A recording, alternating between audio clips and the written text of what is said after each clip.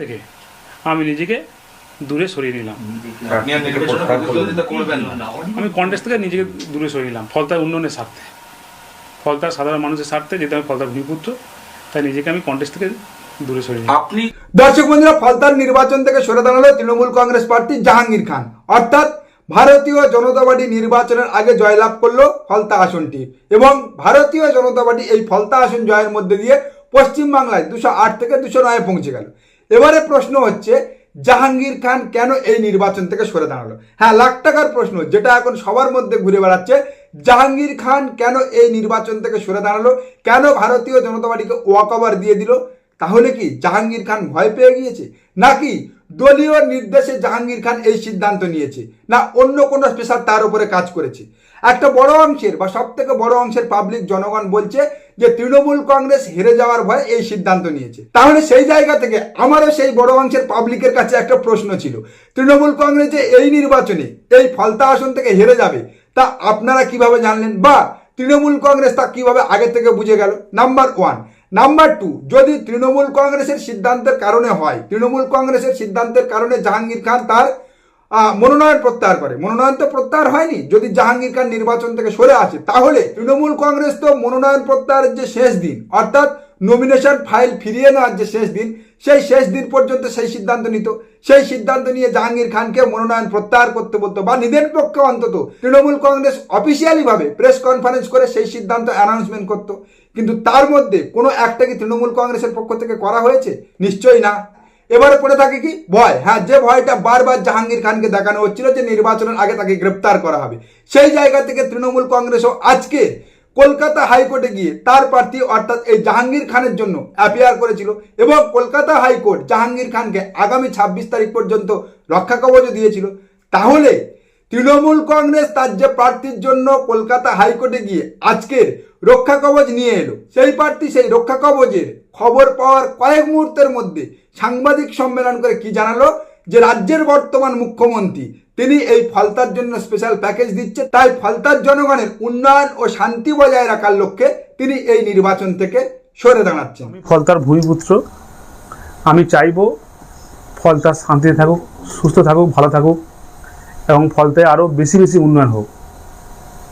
তাই সোনার ফলতা হোক, এটাই আমার স্বপ্ন ছিল। তাই আমাদের সম্মানীয় মুখ্যমন্ত্রী ফলতা উন্নয়নের জন্য স্পেশাল প্যাকেজ দিচ্ছে। সেই জন্য আমি আগামী 21শে মে যে রিপোল আছে, সেই রিপোলের কন্টেস্ট থেকে আমি নিজেকে দূরে সরিয়ে নিলাম।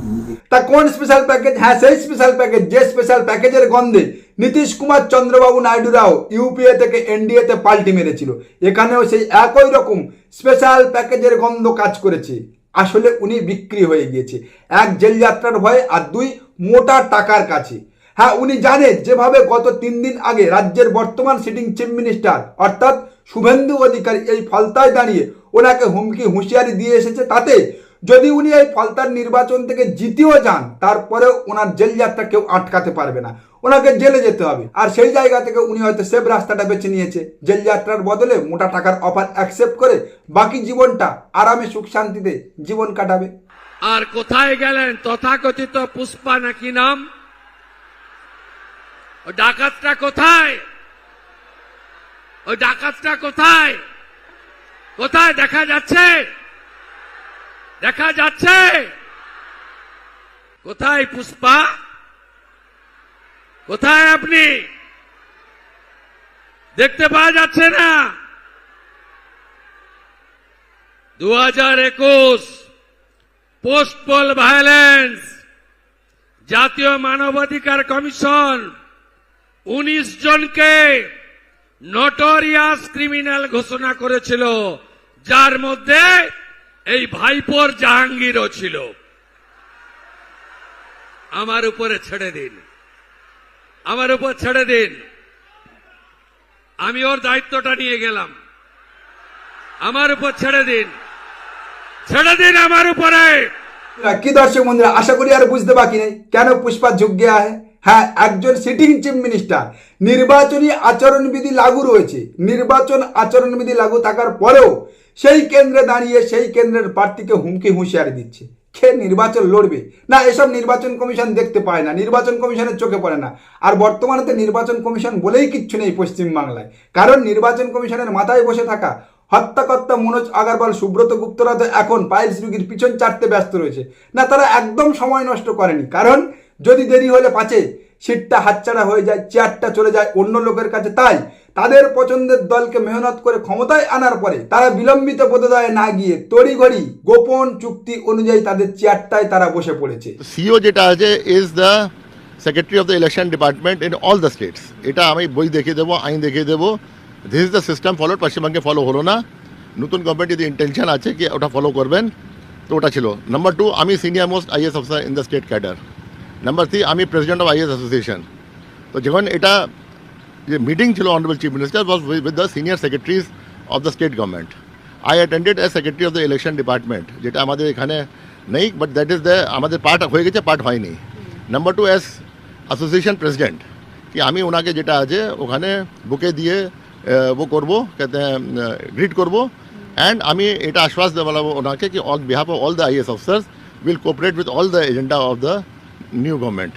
আর সেই জায়গা থেকে একবার ভাবুন, রাজ্যে একটা কেন্দ্রে নির্বাচন হচ্ছে, কিন্তু নির্বাচন কমিশনের মাথায় কেউ নেই। আর বিগত যে নির্বাচন হয়ে গিয়েছে, যে নির্বাচনে সরকার গঠন হয়েছে, সেই নির্বাচনের নির্বাচন কমিশনার ও স্পেশাল রোল অবজারভার সরকারের ক্ষমতাসীন সরকারের যে সরকার ক্ষমতায় এসেছে সেই সরকারের উচ্চ পদে প্রমোশন পেয়েছে। আর তা দেখার পরেও কি আপনি বলবেন এই পশ্চিমবাংলায় সেই নির্বাচনে সত্যি নির্বাচন হয়েছিল? এবং আগামী দিনে যে নির্বাচন হতে চলেছে সেই নির্বাচনও এই বাংলায় একটা নিরপেক্ষ নির্বাচনের উদাহরণ রাখবে। আমি বলেছি ডায়মন্ড হারবারের পুলিশের অফিসারদের কল রেকর্ড এবং হোয়াটসঅ্যাপ চ্যাট জমা দিতে হবে। ভাইপোর পিএর ডাইরেকশনে কারা কারা ফলতা ডায়মন্ড দক্ষিণ 24 পরগনায় অত্যাচার করেছেন, সাংবাদিক বন্ধুদের, নাগরিকদের, বিজেপি কর্মীদের, অন্য দলের নেতা কর্মীদের কার নির্দেশে করেছেন, আমি শুভেন্দু অধিকারী সব বের করব। অপেক্ষা করুন। বিনীত গোয়েল, ইন্দিরা মুখার্জি আর অভিষেক গুপ্তাদের কল রেকর্ড আর চার্ট যখন তদন্তকারীরা পাবেন এবং সামনে আনবেন, সেদিন দেখতে পাবেন আগের সরকারের কুকীর্তি, আগের সরকারের মাথারা কত দূর পর্যন্ত নিচে নেমেছেন। খুব ভালো কথা শুভেন্দুবাবু, আপনি বলছেন যে বিগত সরকারের আমলা পুলিশদের হোয়াটসঅ্যাপ চ্যাট ও কল রেকর্ড ফাঁস করে বিগত সরকারের কেচ্চা কাহিনী আপনি জনগণের সামনে রাখবেন। একদম ভালো কথা, একদম উচিত। কিন্তু তার সঙ্গে সঙ্গে তো এটাও উচিত বর্তমানের হিসাব দেখার। তাহলে দম আছে বা ক্ষমতা আছে বিগত সরকারের এই আমলা বা পুলিশদের হোয়াটসঅ্যাপ চ্যাট কল রেকর্ড জনসমক্ষে বা প্রকাশ্যে আনার সঙ্গে সঙ্গে বিগত 3 মাসে আপনি আপনার মিতপ্রিয় চন্দ্রনাথ রথ এবং মনোজ আগরওয়াল অর্থাৎ নির্বাচন কমিশনার ও স্পেশাল রোল অবজারভার সুব্রত গুপ্তের কল রেকর্ড হোয়াটসঅ্যাপ চ্যাট জনসমক্ষে আনতে আপনার ক্ষমতা আছে? আপনি আনতে পারবেন? বিগত সরকারের পুলিশ আমলা মন্ত্রীদের কল রেকর্ড হোয়াটসঅ্যাপ চ্যাটের সঙ্গে সঙ্গে আপনি আপনার পিএ মনোজ আগরওয়াল ও সুব্রত গুপ্তের হোয়াটসঅ্যাপ চ্যাট কল রেকর্ড জনগণের সামনে আনুন না, দুটো রেখে দিন না, জনগণ পাবলিক দেখে নিন না কে কতটা স্বচ্ছতার উত্তরাধিকারী, কে কতটা কেচ্চা করেছে, কে কিভাবে ক্ষমতায় এসেছে আর কে কিভাবে ক্ষমতা হারিয়েছে। বড় বড় কথা, মুখ্যমন্ত্রী চেয়ারে বসে আজকের আপনি যে বডি ল্যাঙ্গুয়েজ নিয়ে বিরোধী রাজনৈতিক দলের নেতা মন্ত্রী প্রার্থীদের ধমকাচ্ছেন চমকাচ্ছেন, তা কোন অংশে মশাই গুন্ডা মস্তান ভিলেনদের থেকে কম হচ্ছে? হ্যাঁ, না জানি তা রাজ্যের পুলিশ দেখতে পাচ্ছে না। এই রাজ্যের পুলিশ অভিষেক বন্দ্যোপাধ্যায় গাড়ির বনেটে উঠে ডিজে বাজানোর কথা বলেছিল বলে তার বিরুদ্ধে এফআইআর নিয়েছে, মামলা নিয়েছে। আর আপনি ফলতায় দাঁড়িয়ে ফলতার প্রার্থীকে নির্বাচনের 3 দিন 4 দিন আগে গিয়ে ধমকাচ্ছেন চমকাচ্ছেন, হুমকি হুঁশিয়ারি দিচ্ছেন। আর আপনার সেই সমস্ত মাস্তানি গুন্ডামি নিয়ে কথা বললে রাজ্যের পুলিশ কেস দিয়ে মামলা দিয়ে গ্যারেজ করে আদালতে পাঠিয়ে দিচ্ছে। আর আদালত কি বলছে?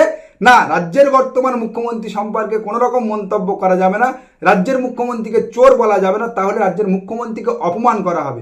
আর রাজ্যের প্রাক্তন মুখ্যমন্ত্রীকে সেই আদালতের প্রেমিসেসে এই বর্তমান মুখ্যমন্ত্রীর পোষা একদল কালো কোট পরা কুত্তারা চোর চোর স্লোগান দিচ্ছে, আর সেই আদালত চোখে ঠুল্লু এঁটে বসে আছে, তাদের বিরুদ্ধে কোনো ব্যবস্থা নিচ্ছে না। কিন্তু বর্তমান মুখ্যমন্ত্রী, যিনি হাতে কাগজে মুড়ে টাকা নিয়েছে, যে ভিডিও রয়েছে, এবং তিনি নিজে স্বীকার করেছেন যে এই আপনারা যাই বলুন না কেন, এই নারদা স্টিং অপারেশনের ভিডিও ছাড়া আমার বিরুদ্ধে প্রমাণিত কোনো সত্য নেই, প্রমাণিত কোনো অভিযোগ নেই, কিন্তু তারপরেও তাকে চোর বলা যাবে না, তার বিরুদ্ধে কথা বলা যাবে না, কারণ তিনি রাজ্যের বর্তমান মুখ্যমন্ত্রী হয়েছে। হ্যাঁ, আর আমরা সেই আদালতের উপর ভরসা রেখে নিজেদেরকে নিরাপদ বোধ করছি। যে আদালত এই ভারতবর্ষের নিট কেলেঙ্কারিতে, বারবার নিট কেলেঙ্কারিতে গ্রেপ্তার হওয়া ভারতীয় জনতা পার্টির দাগী অভিযুক্ত ক্রিমিনালদেরকে জামিন দিয়ে দিয়েছে, যে আদালত এই ভারতবর্ষের সদ্গুরুর মতো একজন রেপিস্টকে স্পেশাল পেরোল দিয়ে রেখেছে, ঘুরে বেড়াচ্ছে, বাবা রাম রহিমের মতো ধর্ষকদের জামিন দিয়ে দিচ্ছে, সোনাম ওয়াংচুকদের মতো বিজ্ঞানীদের জেলে ভরে রাখছে, আর বর্তমানে দেশের বেকার যুবক যুবতীদের আরশোলার সঙ্গে তুলনা করছে, আরশোলা বলে লাগিয়ে দিচ্ছে। হ্যাঁ, লজ্জা লাগে এই বিকিয়ে যাওয়া বিচার ব্যবস্থা দেখে, যে বিকিয়ে যাওয়া বিচার ব্যবস্থা এই রাজ্যের 35 লক্ষ নাগরিকের ভোটাধিকার বঞ্চিত রেখে অবাধ নির্বাচনের লাইসেন্স দিয়ে দিয়েছিল এই বিকিয়ে যাওয়া নির্বাচন কমিশনের হাতে। তাই এই নির্বাচনকেও আমি মানি না, নির্বাচনে নির্বাচিত সরকারকেও মানি না, এবং সেই সরকারের মাথায় বসে থাকা মুখ্যমন্ত্রীকেও মানি না। কারণ এই নির্বাচন রাজ্যের পূর্ণাঙ্গ জনমতের ভিত্তিতে, পূর্ণাঙ্গ জনগণের মতামতের ভিত্তিতে হয়নি। এই যে সরকার গঠিত হয়েছে তা পূর্ণাঙ্গ জনগণের, অর্থাৎ পূর্ণাঙ্গ গণদেবতার মতামতের ভিত্তিতে হয়নি। যেদিন এই ট্রাইব্যুনালে বাদ থাকা বাকি ভোটারদের মতামত গৃহীত হওয়ার পরে সরকার গঠন হবে, সেই নির্বাচিত সরকারকে আমি আমার সরকার বলবো, এবং সেই নির্বাচিত মুখ্যমন্ত্রীকে আমি আমার মুখ্যমন্ত্রী বলবো। রাজ্যের 12% ভোটারকে, রাজ্যের 12% নাগরিককে তাদের ভোটাধিকার থেকে ব্যতি রেখে, তাদের ভোটাধিকার কেড়ে নিয়ে যে নির্বাচন হয়েছে, এবং সেই নির্বাচনের মধ্যে দিয়ে যে সরকার গঠিত হয়েছে, তা কখনো গণতান্ত্রিক সরকার নয়।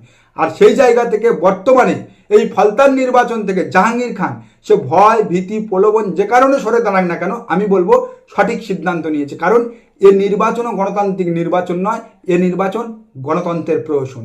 নমস্কার, আজকের প্রতিবেদন এখানে শেষ করলাম। দেখা হচ্ছে আগামী কোনো প্রতিবেদনে। আমাদের প্রতিবেদন সম্পর্কে আপনাদের মতামত অবশ্যই জানান আমাদের কমেন্ট সেকশনে। সবাই ভালো থাকবেন।